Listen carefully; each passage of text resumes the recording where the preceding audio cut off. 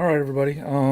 So this is my first time using StreamYard, so you'll forgive me if I am not technically sound or if any of this isn't polished. But yeah, so my usual update of talking about art and things of that nature might be a little bit different, a little bit skewed with in light of things that are going on. But these are also things that are very near and dear to me. And if you've followed my work at all, my serious work, you'll know that I put a lot of these type of concepts within my art, within my paintings, and within my comics. So I am currently having a hard time breathing. Asthma's flaring up, allergies, pollen in the air. So, but with that being said, I'm still here trying to go ahead and maybe get some things off my chest. And while I might be short of breath, I'm still lucky. I'm lucky enough to be able to air out some of my feelings, my emotions, and grievances, and to be able to get things off my chest. Others that are, of my culture are not so lucky to be here to be able to do that. They weren't able to. They weren't allowed to breathe. They weren't allowed to continue to breathe. And so I've been given, a chance to use my platform to maybe, I don't know, clear the air about some things, just from my point of view. I don't speak for anyone else. I just speak for myself, and I speak for my own lens and my own perspective. So, and I don't even speak that well. I'm aware of that. I don't speak that well, as in the sense that it's hard to get things out to communicate what I'm trying to say and express it. And I ramble a lot. Um, some of you know this, but yeah. And then as far as so dealing with allergies, dealing with trying to get a full breath of air, but still here, and my eyes might be watery and moist, but that's because of the pollen and all that. It gets a little confusing though when it comes to being misty eyed and having this my vision obstructed by blurriness, because there's a lot of emotion in the past couple months, dealing with how COVID is done. And some of that emotion blurriness is a lot of it is pollen and allergies. Some of it was like the fifth season of Shira, because I really love Shira. I mean, yeah, that show really gets me emotional. But that aside, and then a lot of it is just constantly having to witness and share articles, share footage, see footage from friends, share it to friends and family, and try to interpret what is going on with the way people of color, Black people, and all marginalized groups are treated, and the response from elected officials, law enforcement, and people with privilege, and how they respond, and how they continue to treat us 400 years later, even though our ancestors were responsible for building this country. You know, part of my ancestors being Native American. I'm Black, Native American, Filipino, and then German, Hungarian. But part of my ancestors were already here, and well, we already know how colonization works, and it's continues to be a colonization of civilians, of this, of civil disobedience, even that. I It's overwhelming how much video is out there and how much there is that is just so wrong, and then there's still people who will obfuscate what is clearly in front of them and being portrayed as, well, those people were thugs or they shouldn't have been out there. I mean, come on, really? But just a couple weeks ago, you've got um, white supremacist militia armed to the teeth yelling in these cops' faces, possibly infecting them with the virus, and no retaliation from the cops. Um, just sat there and took it, but let somebody sitting in a lotus position on the side of a sidewalk, not doing anything, just there, and some of these cops are feeling like it's okay just to walk by and mace them or pepper spray them. I don't know. It's hard to keep up with all the police tactics and what they do. I try to stay away from police, just even if I'm not doing anything wrong.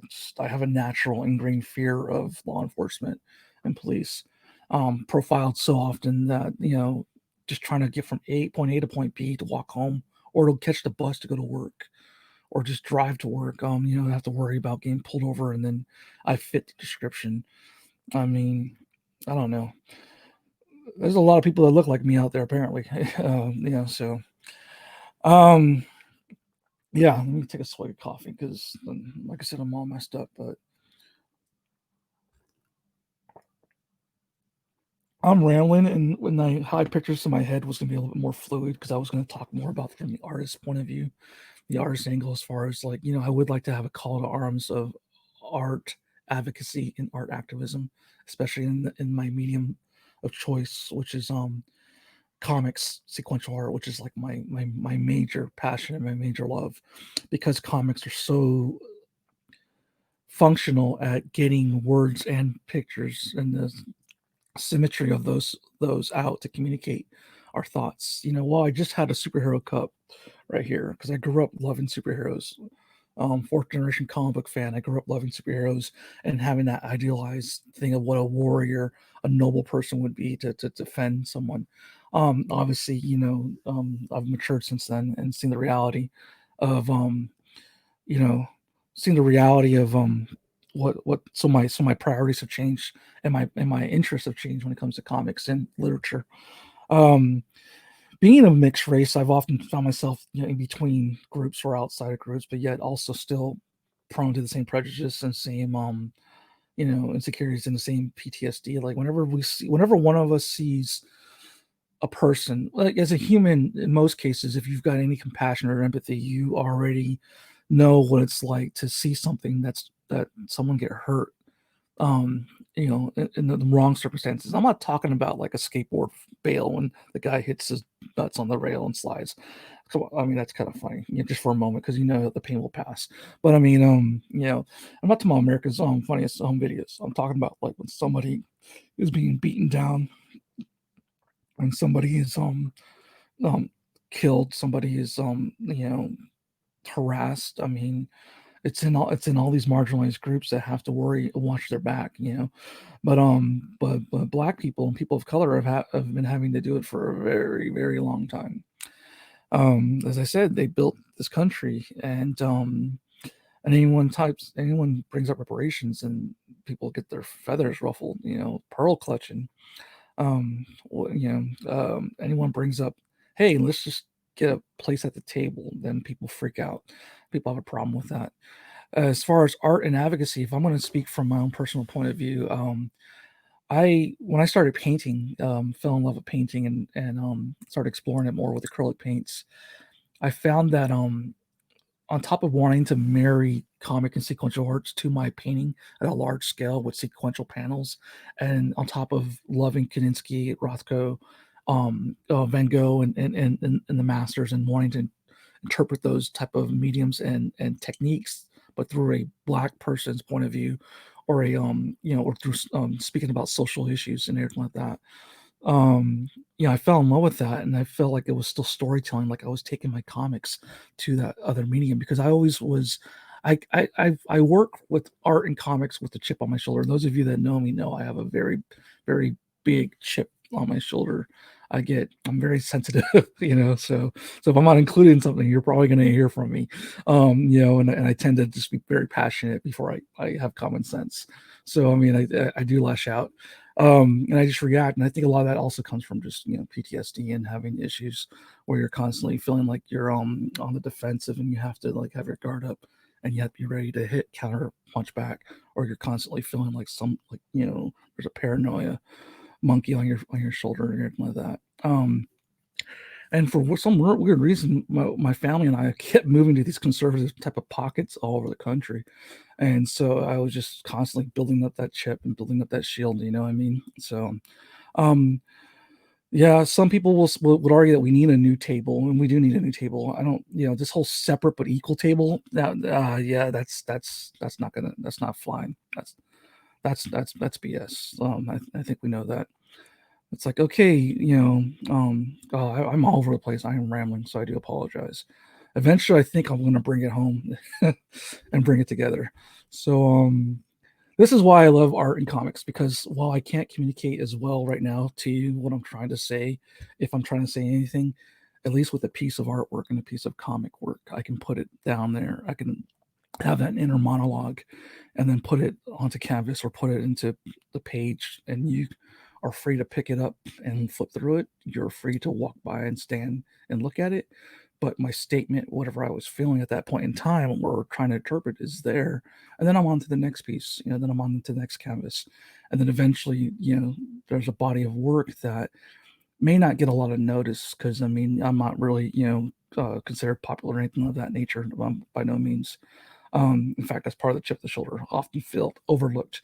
But I'll air that grievance some other time through hard work. I don't mean the bootstrap kind of hard work, because let's be real. I think bootstraps went out of fashion a long time ago. So those of you that keep using bootstrap mentality theory need to stop. You don't even have bootstraps. You have Crocs. Shut up. Okay, moving on. Sorry, I'm not gonna get salty. Okay, but yeah. So taking my love of superheroes and four color panel sequences and primary colors. That's why you see a lot of primary color in my artwork. Is taking that and then being able to take that and funnel it through these complex concepts and applications of social, issues and social taboos and things of that nature has been like, it's just been so much a part of my identity in the last 20 years, I would say.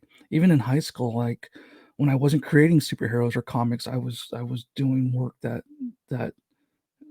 had to say something. I had something to say. um, I got kicked out of the whole art department. They banned me from the whole art department in my high school, probably because I couldn't deal with issues that I was dealing with at home and things of that nature. And that is, I'm not alone in that, because a lot of us deal with that stuff, and we grow up with that scar tissue, and then we're still trying to navigate a world and a system that does not want you to succeed. Like the glass ceiling is real, and it's real for so many people and so many groups, and every time you think you shatter it, there's just another plane right there. It's like double plane, bulletproof almost. So you keep putting everyone in a box. What do you think's going to happen after a while? And then and then I mean, every now and then we're all in this glass box, and then you want to spray some Windex and wipe it. Then it gets wiped, and all of a sudden there's a little bit of clarity. But the clarity though is tragic, because guess what? Now that we can see outside that box, we see that oh, we're trapped. We're in a prison, and we see that what's on the other side of that glass, and we want through. We want to be free. We want to be able to. We want fresh air. And so going back to art, I feel like I'm about to finish my current career as a teacher here. I'll be done by next week, and then I'll be just kind of trying to figure out what's next for me, other than being working on my thesis. And but some oftentimes my students, it kills me when they say this. My parents say art doesn't matter, or art doesn't matter. We don't need art. The grade's not important. And I'm just like, oh, I die a little bit inside. But I mean, but eventually, there's some of the same students eventually come around, and then they use this art for themselves, to their voice, or they have breakthroughs, and then I don't know, it feels so good to see them grow and all that, and to appreciate art eventually, because it's not so much as that I'm an art snob. I want them to appreciate art. I want them to understand that it's a that it can be their weapon. It could be their voice. It could be something that if they choose to do art and choose to use it, it can be another. We have five senses, so it could be a sixth sense. It could just be another vehicle for them to communicate and express themselves, or to deal with certain things, like how I use it.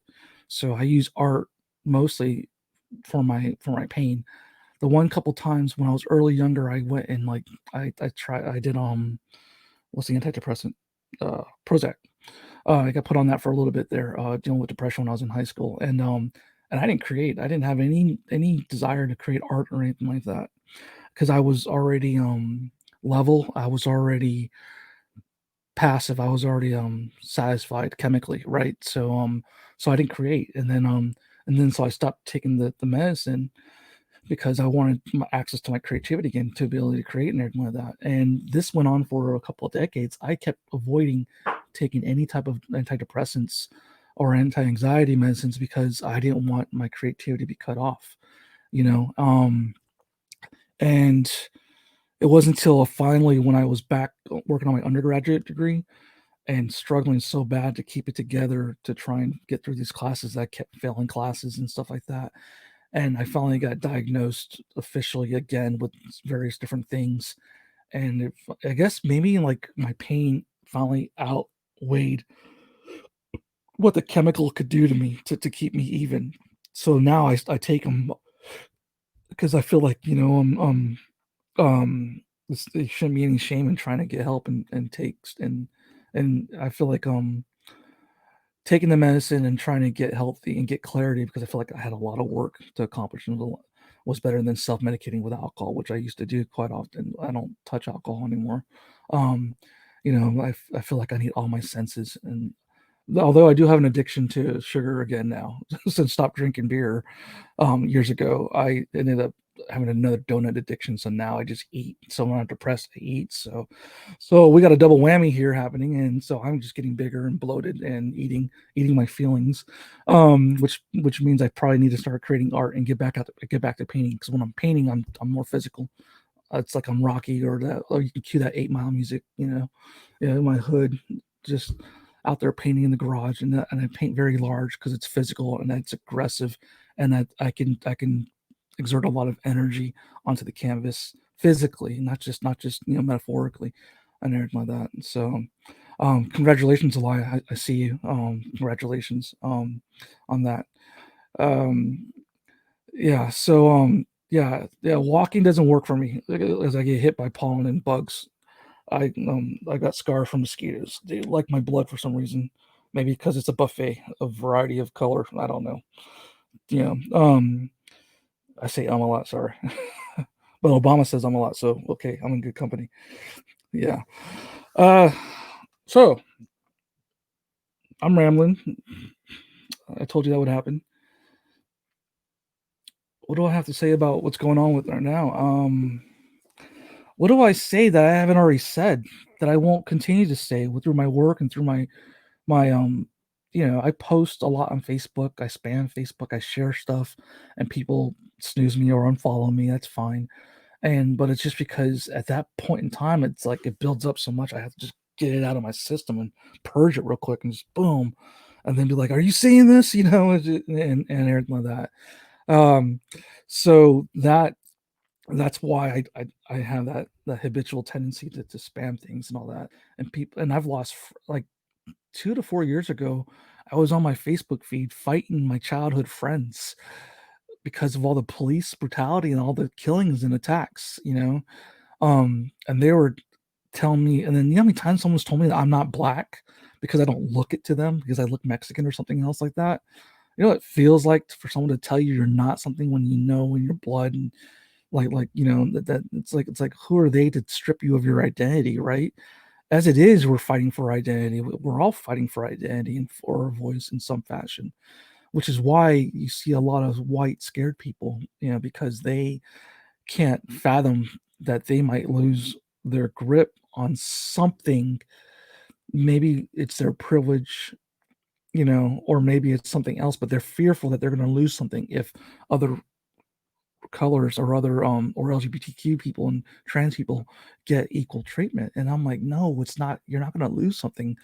Honestly, you're going to gain something. You're going to gain so much.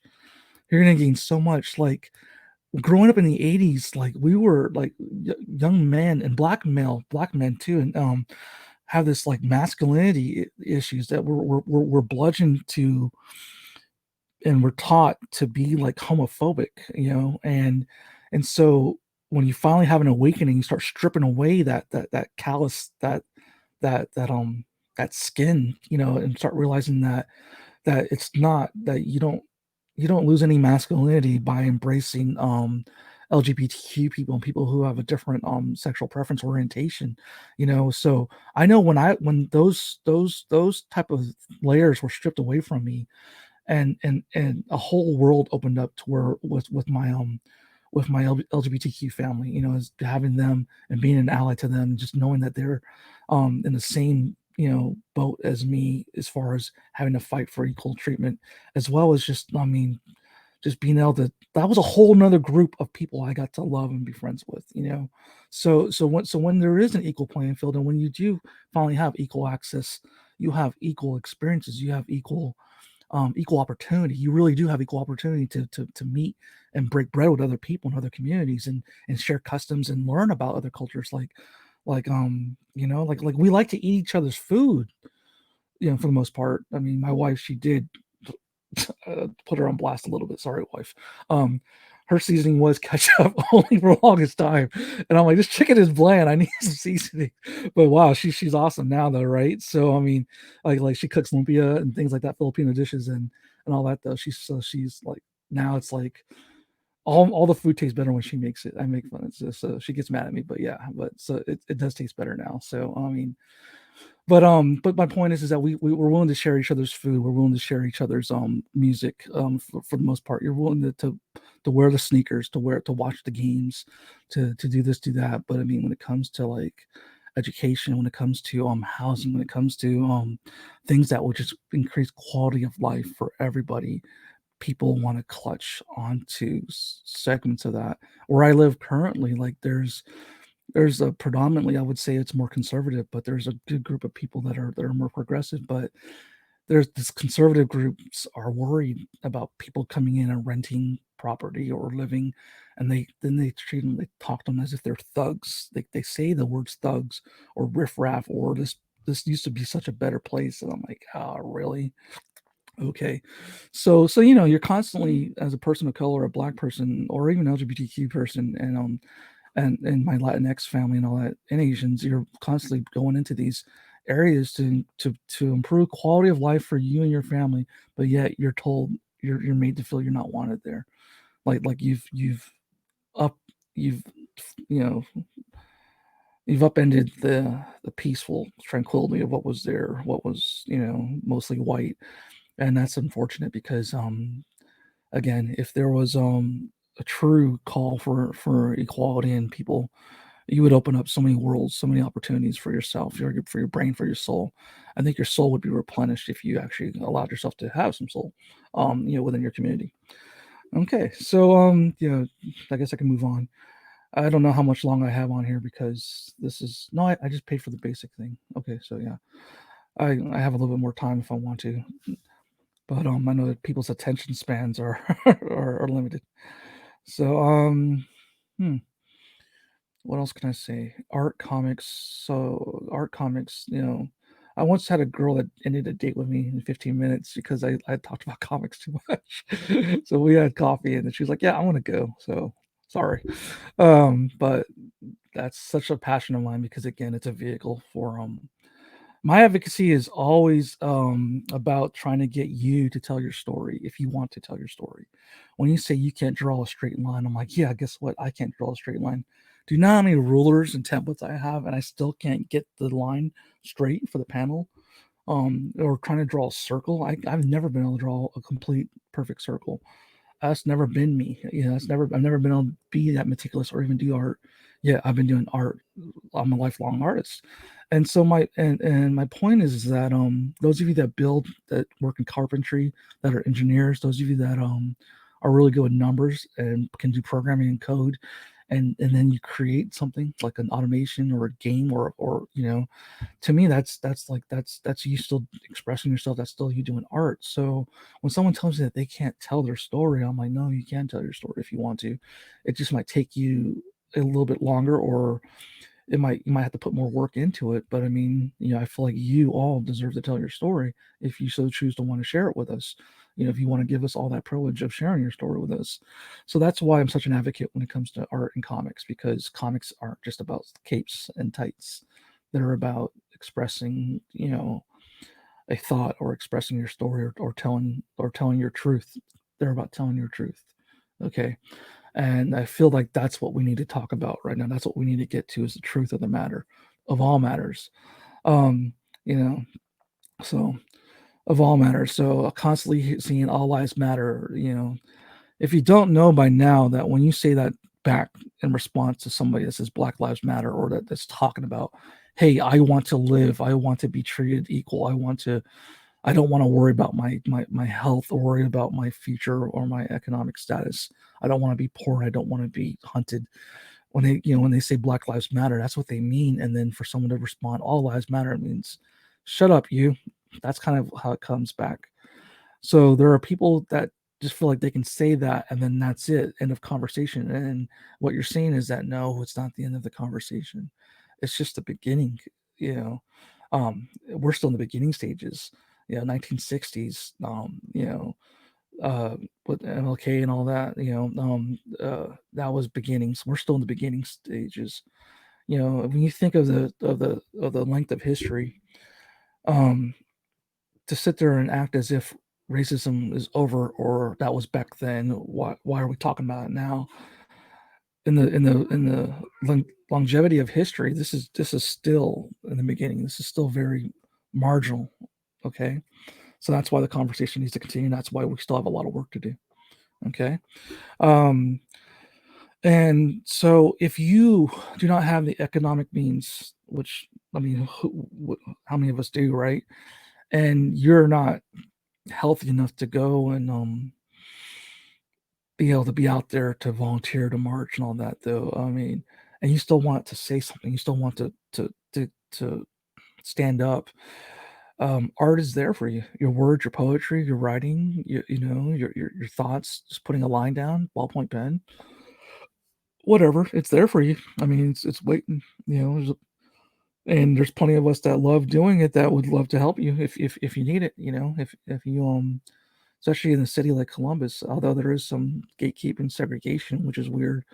I moved to this city with a lot of idealism, and a lot of people warned me, "Hey, it's not like what you're thinking." And I'm like, "Well, I'll make it like what I'm thinking," and that's just because I'm stubborn and tenacious. But I get knocked down, and then I whine a little bit, and then I get back up because I don't know how to do anything else. This is the only thing I'm really good at is constantly exploring, experimenting with art and comics.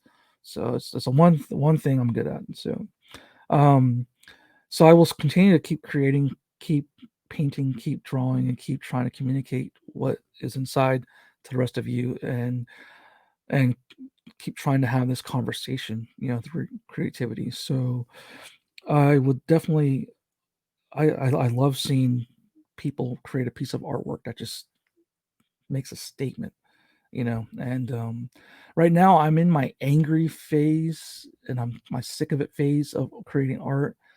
I oftentimes don't sell a lot of artwork because people are like, it's too aggressive, it's too angry. Some lady even said it was demonic, and I was like, it's just my heavy hand. I don't have a light hand, I have a heavy hand. um and I'm just purging it out. So I think it's a healthy way, right, to get to exercise demons in painting and drawing. But I'll continue to do what I'm doing. I feel like I needed to make this video not because I had something substantial to say or something prolific. I felt like for my own selfishness and peace of mind, if I couldn't get this out, I couldn't move forward. I've been in bed a lot. I wake up to these horrors, and I go to bed to these horrors, this trauma. I dream about them. It's since 2016 and prior before 2016, but especially since 2016, it's there's not been any really long longevity of tranquility, or and you have to fight for hope every day, like for them ounces of hope, those little few minutes of hope and peace, or for optimism. I feel like I'm in a position where I feel like I have to fight for it every day, just to make sure my existence doesn't implode. So, um, yeah.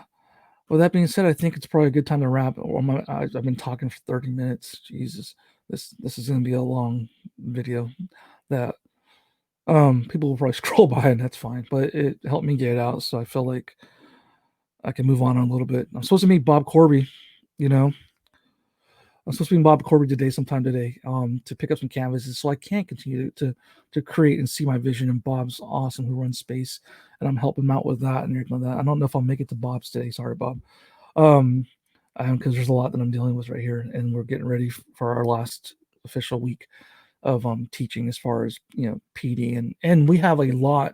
On a high note, This is gonna be a little bit tricky because I don't know how I'm gonna navigate Columbus with everything that's going on, but it's important that I do figure this out because I've got a lot of art supplies and some snacks and materials to get to these students of mine, to these kids, because even more so with everything going on, I mean, I want to give them that ability that if they have to stay inside, they're able to create and think about outside and just express themselves. So thank you to everyone that donated to the Donors Choose and campaigns. It was I know it's kind of like, again, art is easy to be dismissed, but thank you for doing that. So that way I can me and my wife can go ahead and get that stuff to the kids, so that way they can keep creating and creating comics, creating art, whatever it is they want to do, and all that though, so they can just have some color in their, have some more color in their lives. Yeah, all that. Okay, I guess I'm done. I'm rambling. I don't know what I'm talking about anymore. Thank you.